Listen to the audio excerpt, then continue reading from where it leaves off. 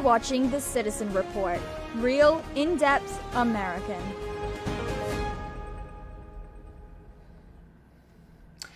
Welcome to The Citizen Report, everyone. I'm John DeShannon. Thank you for joining me today. As always, this newscast is real, in-depth American. It's always good to be back here with you. Thank you so much for joining me. So I wanted to take a few moments today to talk with my audience about a term that is widely used both in the mainstream Mockingbird media and in everyday life.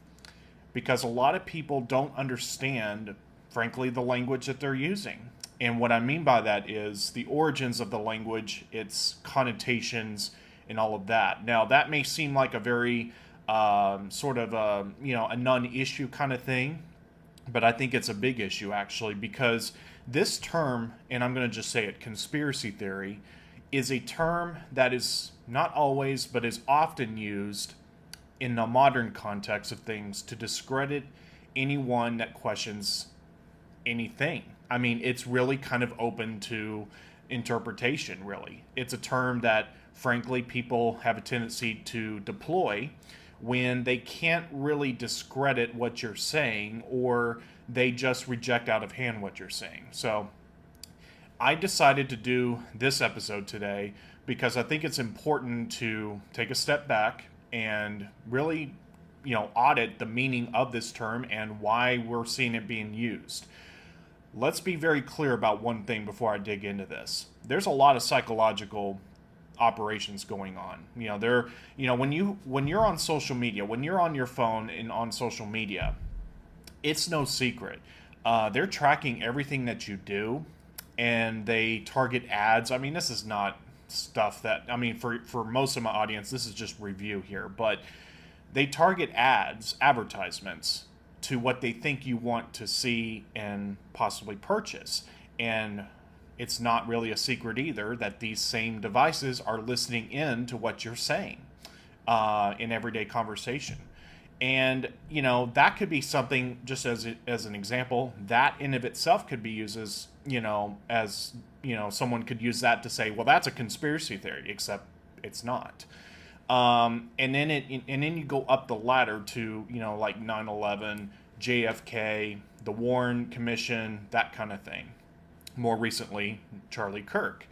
So I think it's important to go back and really study the origins of this terminology and the words themselves. So that's what I'm going to take a few minutes to do today. And let me just go first. I think it's important, first of all, to know what the words that we're using here. So let's go first to what we would call etymology. So this is basically the study of the origin of words and the meaning of words, basically. So, for example, conspiracy as a noun originated in the mid-14th century to mean basically a plotting of evil, unlawful design, a combination of persons for an evil purpose.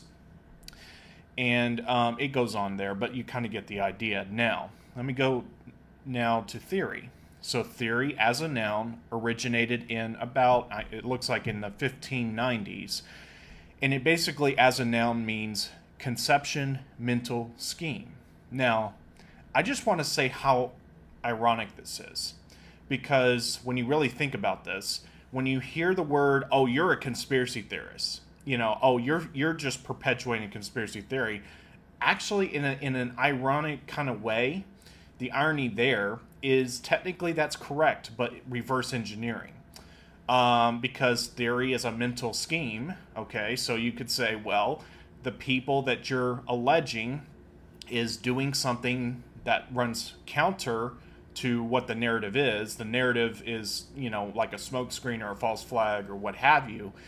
The meaning of it is mental scheme. So to put the words together, conspiracy is a plotting of evil, unlawful design. So let's just simplify that language. Let's just take the phrase unlawful design. So unlawful design, mental scheme. Okay? And it's funny how they say conspiracy theory, that's discredited because it's a conspiracy theory.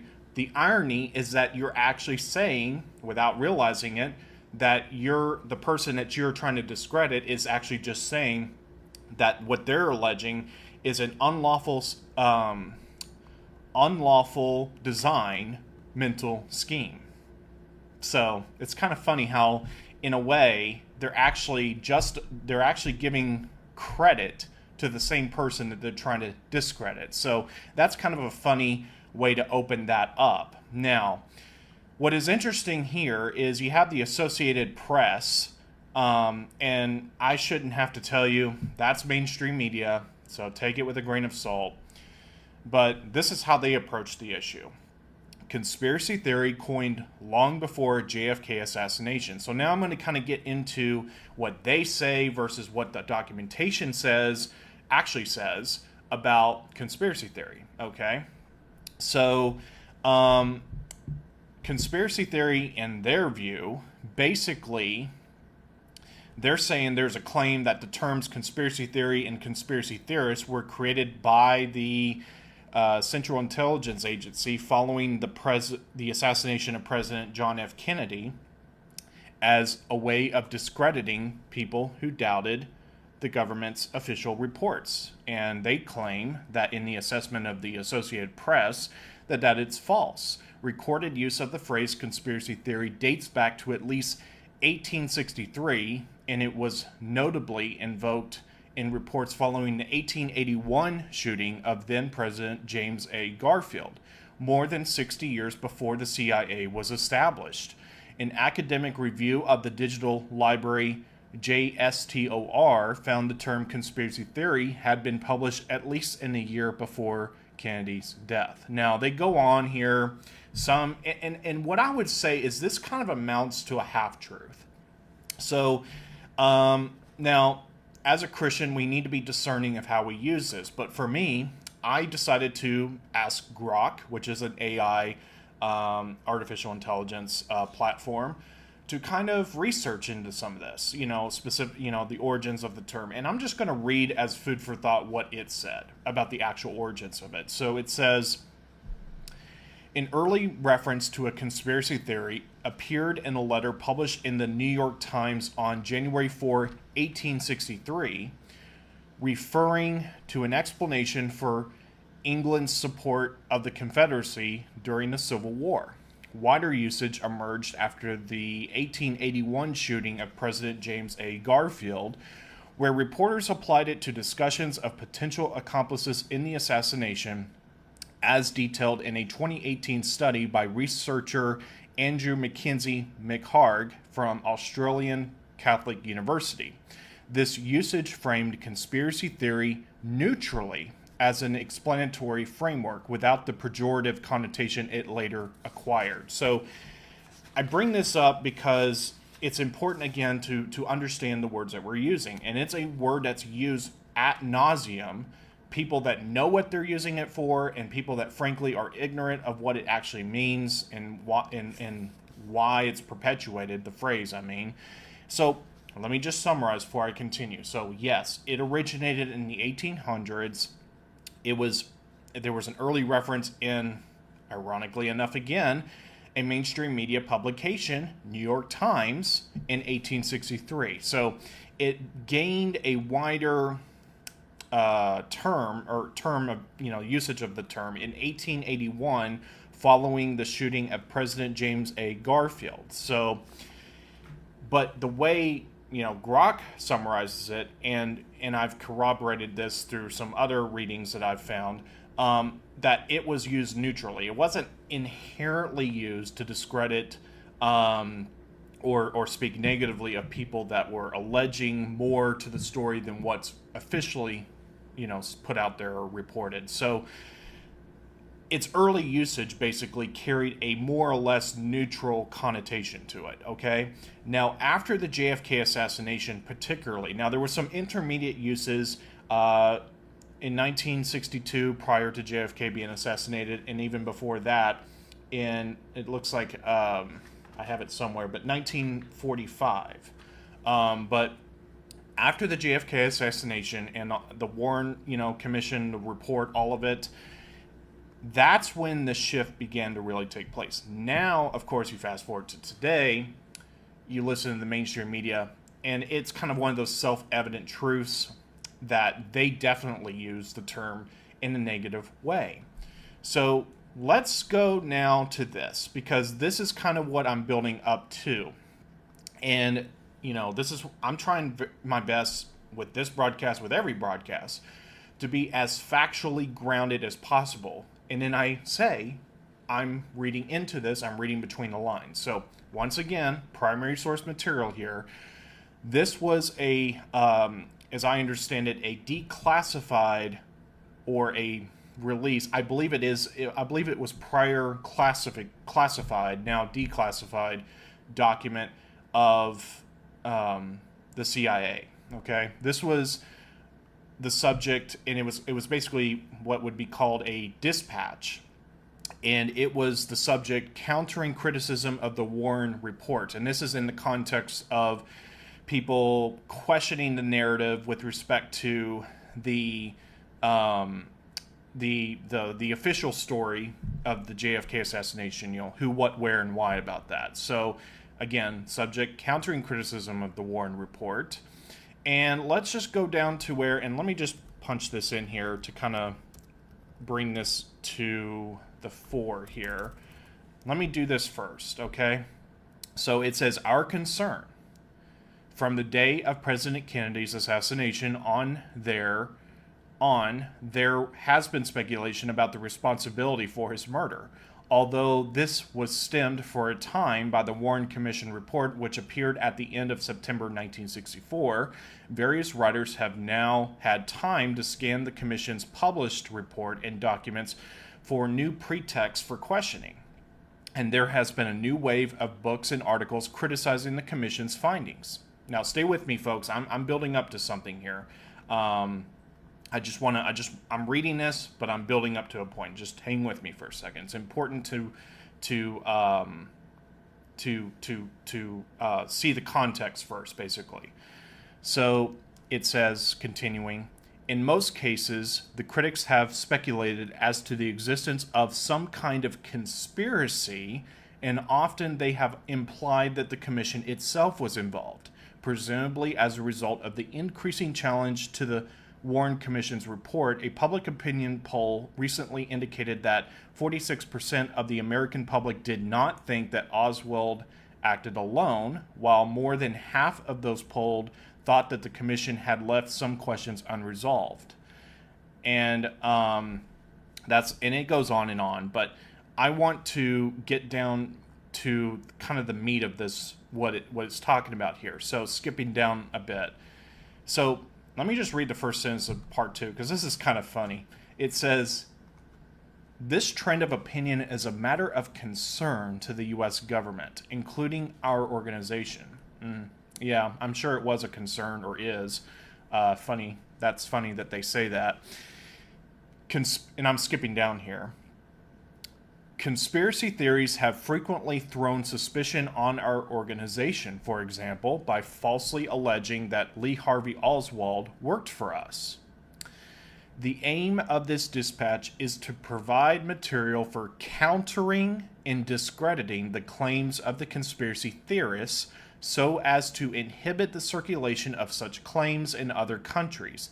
Background information is supplied in a classified section and in a number of unclassified attachments.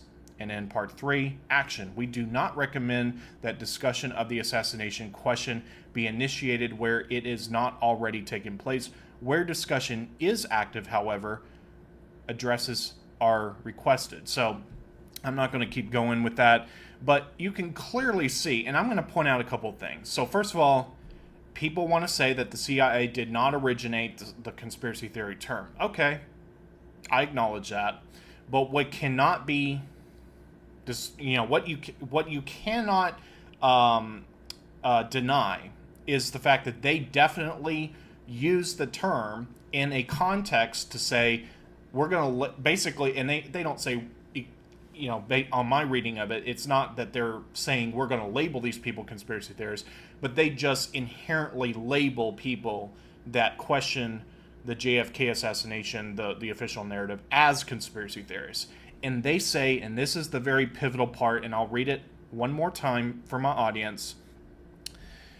Conspiracy theories have frequently thrown suspicion on our organization, and then I'm going to skip down, aim of this dispatch is to provide material for countering and discrediting the claims of the conspiracy theorists. So countering and discrediting. So again, they were saying these conspiracy theorists, we're going to counter and discredit them. Okay? So it's like a word salad, and it's like they say, oh, the CIA didn't create the term. Okay, they didn't. Sure. Okay. But clearly they use the term to discredit people that go against their narrative. And it's a matter of concern for the U.S. government. Yeah, I'm sure it is. Because anytime you question a narrative, that could be a problem for any number of power brokers out there. So I'm not breaching any conclusions, by the way, concerning JFK beyond that in this report. I'm just simply pointing out how they use the term, and it's pretty self-explanatory once you read it. So I thought today would be good to go through that sort of stuff and just really speak to the origin of the term, because, and I'm just going to be kind of blunt here, I was accused well, it was kind of inferred basically recently that I'm spreading conspiracy theories or perpetuating them or what have you.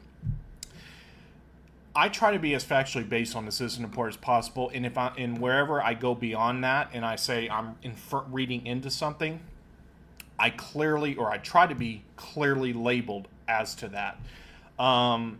It is the job of journalists to ask questions, and when you ask questions or you try to connect the dots, that doesn't make you a conspiracy theory. So I hope by me doing this kind of, hopefully a rather succinct explanation, a brief deep dive into conspiracy theorist terminology, that people now have a little bit better understanding of the word that's being used. And let's just be very clear here. It's not by any accident that people in the mainstream media elsewhere are using this terminology to say, if you're not in the mainstream media, if you're not toting the line of what they say happened in this, that, or the other event, or that you're a conspiracy theorist. So that phenomena is clearly self-evident, self-explanatory, and I'm just here to say, look, this is really what happened with the conspiracy theory, its origins, and how we've come to know the term to be, basically. So I want to just say here at the closing, thank you to everyone that has tuned into my broadcast. I was a little surprised on my last episode that suddenly it skyrocketed to 1,000+ views, I think, and I gained some subscribers. Certainly, ratio is far more in the favor of views versus subscribers. But I really do appreciate each and every one for tuning in and subscribing. And I would appreciate it if you haven't already to go ahead and subscribe, hit the like button, consider sharing the link to this broadcast. I've been around doing the Citizen Report since it's kind of its original form as a college podcast in 2018. I relaunched, it kind of wrapped up, and then I relaunched it in 2019, later that year. And I've been kind of going at this on and off ever since. So I give God, in Jesus' name, all the glory and honor for this broadcast. And I hope that as a whole, when you watch this show, that Jesus is glorified in it. So it doesn't mean that I always get it 100% right on that, but I try to aim for that at least. So God bless each and every one of you. Thank you so much for tuning in, everyone. And just, again, if you haven't already, go ahead and subscribe. And you can go to thecitizenreport.net. It contains a link to YouTube, Rumble, Facebook. Make sure you do subscribe on Rumble, by the way, because you never know when YouTube is, could just bomb my channel and I'm suddenly, off radar with that. So important to subscribe on Rumble, because that for a while was where the Citizen Report was, operating basically. And then more recently, I have been uploading YouTube first and then Rumble. But go ahead and subscribe on Rumble. That's kind of, for now, the backup channel on a different platform. And yeah, that would be good if you did that. So, like I said, God bless each and every one of you, everyone. And thank you so much for tuning in. And I'll see you back here again next time. Have a great rest of your weekend, everyone.